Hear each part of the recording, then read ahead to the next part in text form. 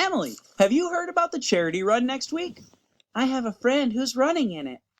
Let's see how much money she is going to raise. Sounds like a plan.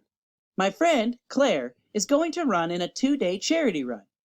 She'll raise 75 cents for each 1/4 mile that she runs. The first day, Claire plans to run 6 miles. The second day, she plans to run 4 miles. First, let's answer the question, how many miles will she run? Claire will run 6 plus 4 miles, which is 10 total miles. Now let's find out how many 1/4 miles Claire will run.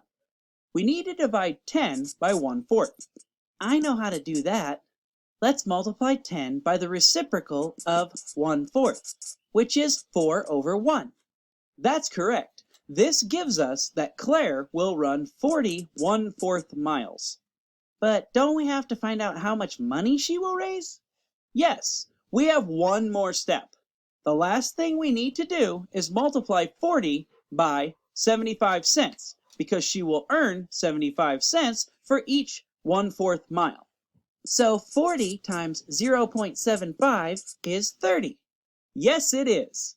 This means that Claire will raise $30 during the charity run. That was quite a few steps to reach the correct answer.